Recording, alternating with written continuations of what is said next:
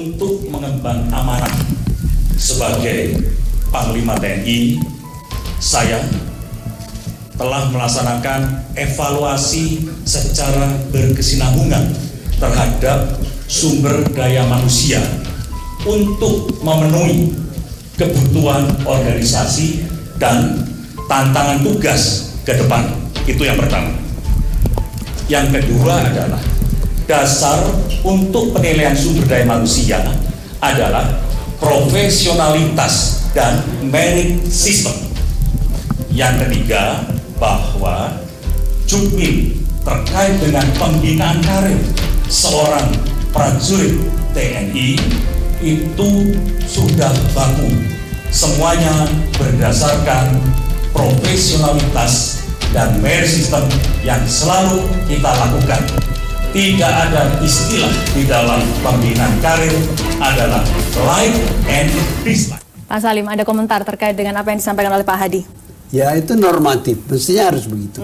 Mudah-mudahan norma itu dipraktekkan di dalam kehidupan sehari-hari, bukan hanya TNI, tapi semua lembaga-lembaga yang ada di negeri ini. Oke. Bu Siti? Ya. Terkait dengan apa yang disampaikan Pak Hadi? Iya, memang sudah membaca lah bahwa reformasi birokrasi atau tour of duty itu dilakukan seperti itu. Tapi kan tidak disebutkan secara eksplisit mengenai transparan dan akuntabel. Jadi harus bisa dipertanggungjawabkan, harus transparan. Transparan berarti tidak ada like and dislike atau mungkin yang dulu itu nepotisme gitu kan, kulutisme gitu ya. Lalu katakan patronase dan sebagainya. Tapi menurut saya seterbuka apapun pola rekrutmennya dan sebagainya, yang namanya objektivitas itu kan kadang terbatas gitu ya. Ada user, jadi user itu biasanya atasan langsung. Kami kan sering jadi pansel ya, jadi tahu gitu. Kira-kira user atau menteri atau siapa itu yang nyaman di siapa gitu. Jadi yang dikasih itu tidak satu, pastinya 3 gitu. Kalau merasa nyaman, bahkan kalau enggak mencari lagi yang nomor 45 kayak apa gitu. Baik, saya akan menghubungi Maijen Purnawirawan Supyadin Aris, anggota Komisi Tas 1 yang sudah terhubung bersama kita di ujung telepon. Halo, Pak Supyadin? Ya, selamat malam, Pak. Halo, Pak. Anda sebagai anggota Komisi 1 DPR ada komentar apa terkait dengan adanya anulir mutasi 16 perwira tinggi? Ya, saya kira menurut saya memang tidak ada yang aneh begitu ya dengan mutasi itu. Karena ini kan masalah internal. Mutasinya nggak apa-apa, Pak, tapi dianulirnya itu loh, Pak. Ya, anulir itu sudah biasa, Pak. Biasa, Pak. Saya juga pernah dianulir, nggak ada masalah tuh. Apa yang terjadi apa Pak menurut Anda yang membuat kenapa mutasi yang disampaikan oleh Pak Gatot dianulir oleh Pak Hadi, Pak? Jadi kan begini ya, pertama waktu Pak Gatot diributkan masalah dia mengeluarkan sket dengan 4 Desember itu dianggap tidak layak lah menjelang akhir penugasan, tidak pas lah kan gitu. Rame. Tapi Pak Gatot kemudian bilang bahwa itu sudah sesuai prosedur. Dan nanti kalau dianggap SK saya itu tidak layak, ya silakan diralat oleh Panglima yang baru. Walaupun kita tahu waktu Pak Gatot membuat sket itu juga dihadiri oleh Pak Hadi ketika itu, beliau sebagai kasau. Dan semua sudah paraf di situ, kan begitu. Tapi tetap saja kan dipermasalahkan. Nah, kaitan dengan Panglima sekarang kemudian meralat, karena memang ada kepentingan organisasi, ada kebutuhan organisasi, ada kebutuhan mutasi, ya, perolehan jabatan, pengembangan karir dan sebagainya. Itu selalu yang menjadi pertimbangan, ya, dalam mutasi perwira tinggi TNI, kan gitu. Sehingga apa yang dilakukan itu menurut saya, ya, itu pasti sudah melalui mekanisme Wanjakti. Di mana dalam mekanisme Wanjakti itu dihadiri oleh para staf angkatan. Jadi kalau sekarang misalnya Panglima meralat SK-nya Panglima zaman Pak Gatot, ya itu tentu sudah melalui mekanisme Wanjakti kan gitu. Nah, soal katanya ada tekanan segala macam itu urusan lain kan begitu ya. Anda melihat itu Pak di balik ini? Oh, saya tidak melihat itu. Kan berita-berita di belakang kan macam-macam yang beredar itu.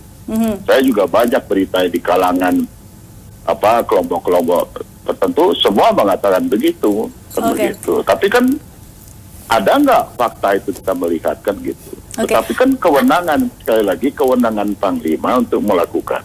Oke, Anda sebagai anggota DPR, apakah akan mempertanyakan mutasi ini terkait dengan posisi TNI sebagai institusi yang harusnya netral terkait dengan tahun politik 2018-2019 ini? Maksudnya apa kaitannya netral dengan mutasi? Karena begini Pak, kan kita berpikir ketika ada mutasi pasti orang-orang yang ditempatkannya adalah orang-orang yang nyaman dengan kepentingan tertentu. Itu kan kata orang luar. Kalau Anda melihat Anda sebagai anggota DPR, apa tanggapan Anda? Saya tidak melihat itu. Yang saya lihat memang ada sudah waktunya yang bintang 1 menjadi bintang 2, ada yang bintang kolonel. Mbak tahu nggak berapa jumlah kolonel sekarang yang tidak punya jabatan di lingkungan TNI? Banyak sekali. Sehingga mereka hanya jadi pamen. Tidak punya hanya pamen. Pamen ahli, staf ahli. Nah, ini kan perlu segera dilakukan mutasi. Nah, soal tiba-tiba Panglima melakukan ralat terhadap SK Panglima yang lama, ya itu saya kira nggak ada masalah kan. Kita tahu juga waktu itu kan Presiden Megawati juga usulannya untuk Kasat menjadi Panglima itu kan begitu ganti presiden kan diralat lagi kan begitu. Oke. Jadi itu menurut saya biasa saja ya. Yang penting begini, bahwa apapun yang dilakukan dalam konteks mutasi itu tidak mengganggu soliditas. Itu yang penting ya. Oke. Jadi TNI itu tetap terjaga utuh. Karena tidak mungkin Panglima itu mengambil keputusan sepihak tanpa usulan dari Kepala Staf Angkatan. Karena nanti usernya itu kan Kepala Staf Angkatan. Dia yang tahu persis perwira ini cocoknya di sini.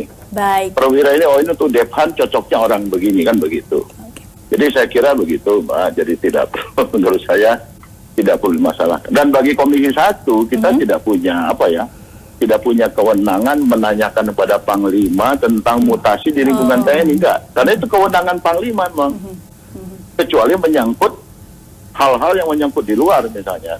Operasi TNI segala macam. Begitu kira-kira ya. Baik, terima kasih Maijen Purnawirawan Supyadin Aris atas waktunya bergabung bersama kami di Saling Silang. Pak Supyadin tadi mengatakan bahwa sebenarnya tidak ada kaitan terkait dengan politik. Tapi kalau menurut saya tahun 2018-2019 itu adalah tahun politik. Tentu Presiden, kalau saya jadi Pak Jokowi, tentu akan menempatkan orang-orang yang bisa dikatakan nyaman di militer. Logikanya kan begitu.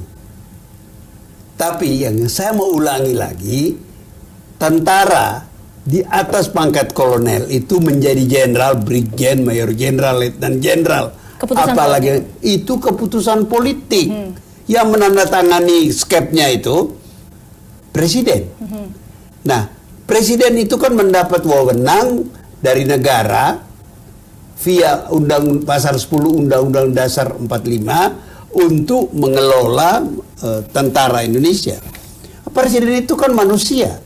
Dia dan presiden itu politisi loh. Jangan salah. Presiden itu politisi. Dia punya kepentingan. Apakah itu kepentingan pribadi saja atau ada kepentingan lebih besar?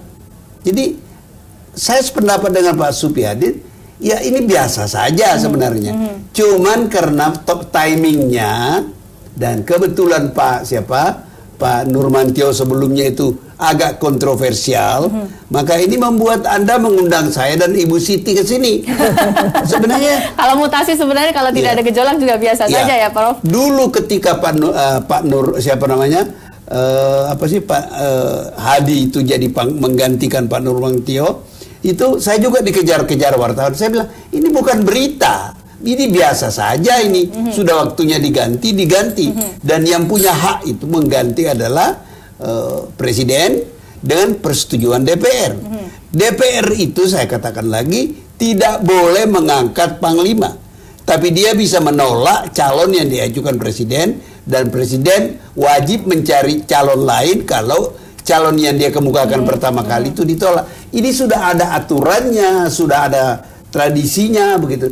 Cuman karena bangsa kita ini lama sekali melihat tentara sebagai pemain politik, Tadi saya katakan dari tahun 45 sampai bulan April tahun 2000. Jadi selalu ingatannya, asosiasinya seperti dulu.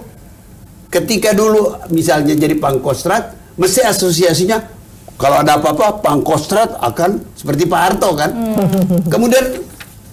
Kemudian mereka tahu bahwa tidak ada satu prajurit yang bisa digerakkan kalau tidak dapat perintah dari Panglima lewat Kasum. Di zaman Pak Harto itu nggak ada Kasum, nggak ada Panglima ABRI. Yang ada ya kayak Panglima Angkatan Darat dan ditembak PKI.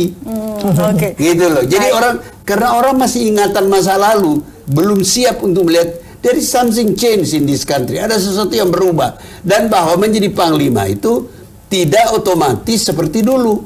Kalau jadi Panglima itu orang selalu berpikir ada apa-apa beliau akan menggantikan Pak Harto. Sekarang sistem kita udah lain. Oke. Nah, saya ke Bu Siti. Kalau Bu Siti sendiri melihat terkait dengan mutasi ini, apakah itu memang hanya pembinaan karir biasa atau memang ada kepentingan politik di balik itu? Iya, sebelum sampai ke politik, sampai ke politik, menurut saya perubahan-perubahan yang dilakukan terus tadi itu seharusnya mengacu pada tupoksinya TNI sendiri. Jadi TNI itu tupoksinya apa, gitu kan? Itu kalau Prof. Salim Said sudah ngelotok gitu, udah hafal gitu. Itu adalah untuk mempertahankan gitu pertahanan negara dari ancaman luar dan sebagainya, merawat bagaimana sovereignty kita dan sebagainya. Jadi selama tour of duty itu mengacu pada tupoksi intinya, nothing wrong, gitu ya. Tidak ada yang salah dengan itu.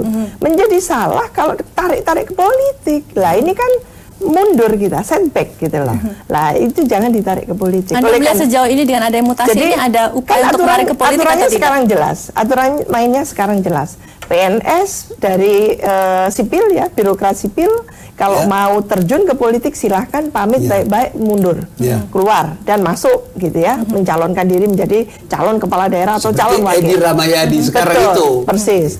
Lalu ini kan di birokrasi militer. Jadi dia gentle bahwa dia mau ikut berlaga di pilkada. Silahkan, tapi jangan bawa senjata. Oleh karena itu tidak boleh kalau aktif kan gitu. Jadi pilihan-pilihan sebagai warga negara. Jadi harus ada kan ownership sebagai citizen kan gitu, sebagai warga negara, hak politiknya, kewajibannya itu juga dilindungi oleh konstitusi. Kita jeda dulu, Bu Siti tetap bersama kami, saudara di Saling Silang. Kita nanti akan membahas terkait PR TNI yang paling penting dan harus dilakukan pada 2018-2019.